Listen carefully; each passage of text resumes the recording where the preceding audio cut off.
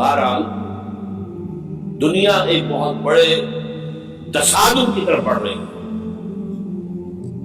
اب میں اس سے اگلی بات کہنا چاہتا ہوں، اس کے لیے پہلے سے معلومات ہے، خوشخبری میں نے دی ہے تو بدخبری بھی مجھے۔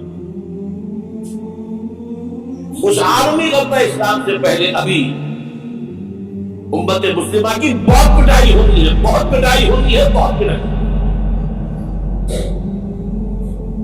یہ میں نہیں کہہ رہا، حضور نے کہا۔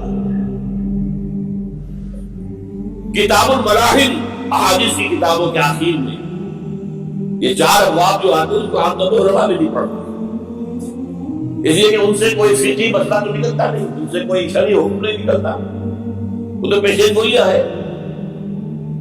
کتاب الفتن کیسے کیسے فتنے اٹھے گے، کتاب المراحل کیسے کیسے جنگیں ہوں گی، کتاب ارشاد الساعہ قیامت کی علامات کیا ہوگی، کتاب علامات قیامت کیا ہوگی، ان ابواب کو پڑھیے تو آپ کو معلوم ہوگا اس دور کے آنے سے پہلے ابھی امت مسلمہ پر اللہ کے عذاب کے بہت سخت کوڑے پڑ معافی چاہتا ہوں۔ اگر رسولوں کی شان یہ تھی جو مبشر بھی تھے اور نذیر بھی تھے تو میں بھی ایک ادنا غلام نہیں کروں، میں جو کہہ رہا ہوں قرآن حدیث۔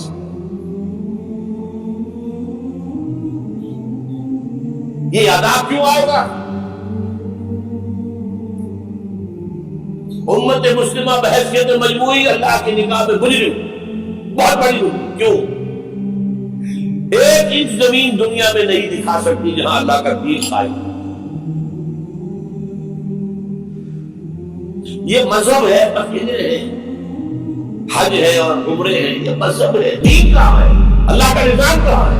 دین حق کہاں ہے؟ وہ نظام عدل کہاں ہے؟ وہ نظام سیاست کہاں ہے؟ وہ قانون شریعت کہاں ہے؟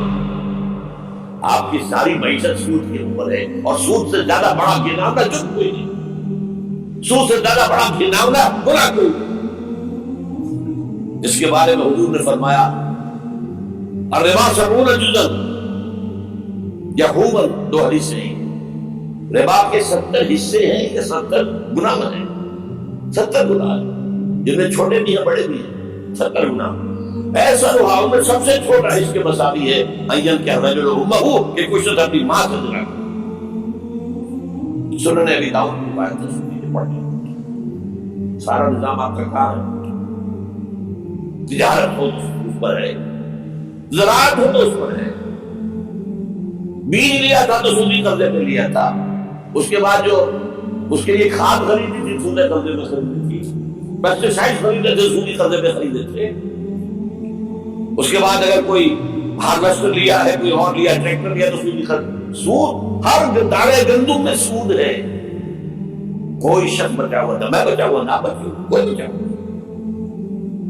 سارا کاروبار، ساری سرمایہ، ساری حکومت، پوری حکومت، پوری قوم سود کے اندر چکری۔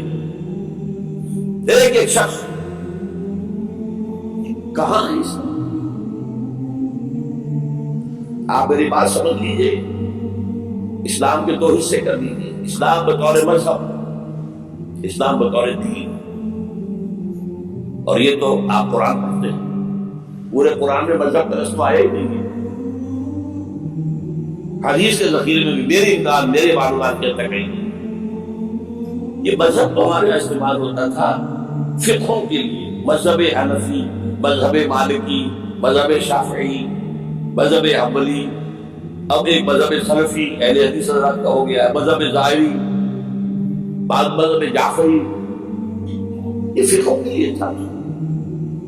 مذہب کیا ہے؟ مذہب کا نام 3 چیزوں کا مجموعہ مذہب ہے، کچھ عقائد، کچھ عبادات، کچھ رسومات۔ بچہ پیدا ہوگا تو کیا کریں گے؟ عقیقہ کریں گے۔ کوئی فوت ہوگا تو کیا کریں گے؟ جنازہ پڑھائیں گے، کفن دفن کریں گے۔ شادی ہوگی تو کیا کریں گے؟ ایجاب و قبول ہوگا، ولیمہ ہوگا۔ یہ رسومات ہے۔ دین یہ نہیں ہے، دین ہے اللہ کا دین، اللہ کا نظام، اللہ کا قانون۔ وَمَن لَّمْ يَحْكُم بِمَا أَنزَلَ اللَّهُ فَأُولَٰئِكَ هُمُ الْكَافِرُونَ۔ جو اللہ جو تعلیم شریعت کے مطابق فیصلے نہ کرے وہی تو کافر ہے۔ میں اور آپ کون ہیں؟ برا نہ مانے. Face defects.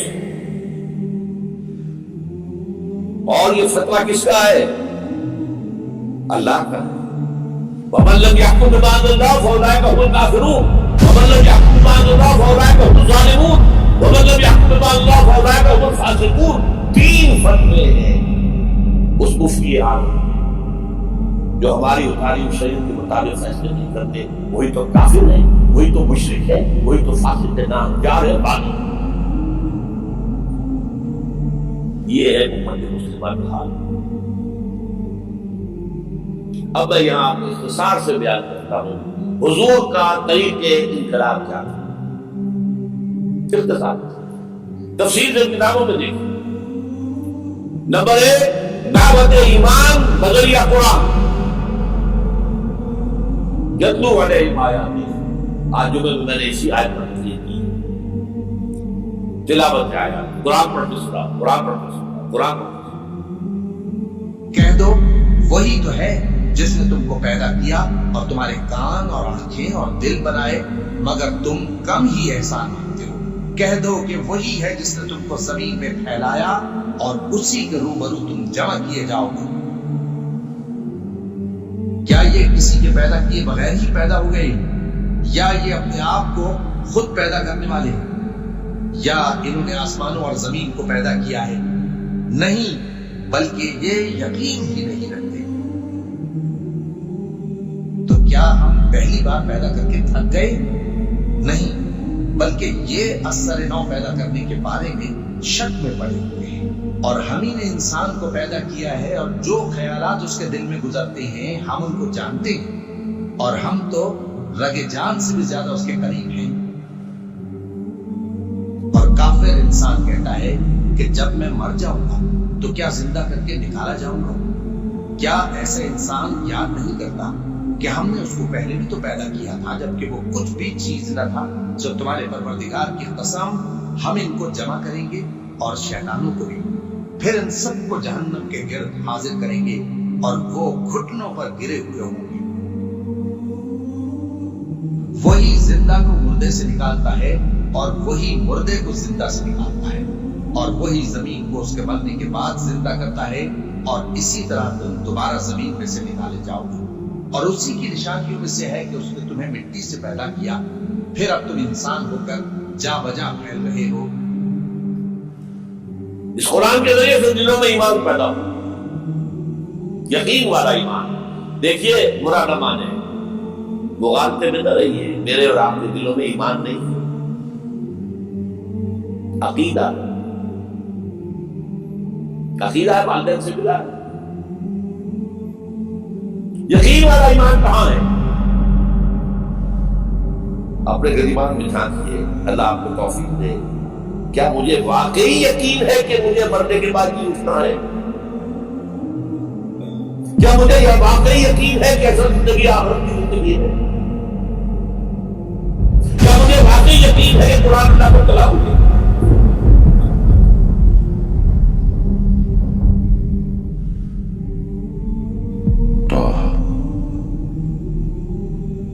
ما أنزلنا عليك القرآن لتشقى إلا تذكرة لمن يخشى تنزيلا ممن خلق الأرض والسماوات العلى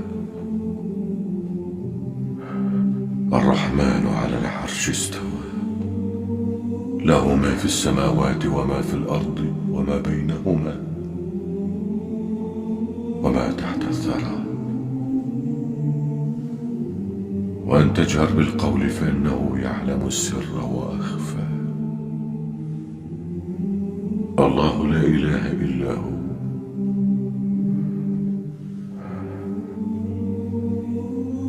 له الأسماء الحسنى. ٹٹولی اپنے دلوں پر. اگر یقین ہوتا کہ اللہ کو کلام ہے تو آپ اس کو سمجھنے کے لیے ابھی بھی نہ سیکھ سکتے. انگریزی آپ پڑھیں, اور پڑھی آپ نے ایسی کہ انگریزوں کو پڑھا دے. کیا نہیں کیا, پی ایچ ڈی کر رہے ہیں, کون سے فنون نہیں سیکھے, ڈاکٹر اتنی عربی نہیں سیکھی, کہ تمہارا یقین تھا میری کتاب پر، اللہ پوچھے گا تمہارا سلوک کیا تھا میری کتاب پر، تم نے پڑھا اس کو، سمجھا اسے سمجھنے کے لیے عربی سیکھ لو، تو تم جھوٹ بول رہے ہو، تمہارا کوئی ایمان نہیں تھا میری کتاب۔ ما آمن بالقرآن من استحل محارمہ، جنہوں نے سود کو اپنے پورے نظام کی جڑ بنیاد بنایا ہو، ان کا ایمان کوئی ہے لا پر۔ حضور فرماتے ہیں کہ جس شخص نے حرام کسی شے کو اپنے لیے حلال کر لیا اس میں کوئی ایمان نہیں۔ دوبارہ آج بھی کرنا ہے تو دوبارہ ایمان پیدا کرنا ہوگا، ایمان، عقیدہ نہیں، ایمان، صرف لپ سروس نہیں، اقرار باللسان نہیں، تصدیق بالقلب۔ جو لوگ آئے جن کے دلوں میں ایمان پیدا ہوا پھر ان کا تزکیہ، تطہیر فکر، تصفیہ قلب، تجلیہ روح، تزکیہ نفس، اندر کا باطن کھو دیا قرآن۔ جو بجا در رفت جان دیگر سمجھ، جان جو دیگر سن جان دیگر سن۔ یہ قرآن جب کسی انسان کے اندر اتر جاتا ہے اس کے اندر کے مکمل اوور ہالنگ، مکمل صفائی، دماغ کی صفائی غلط نظریات سے، دل کی صفائی غلط نیتوں سے، غلط ارادوں سے،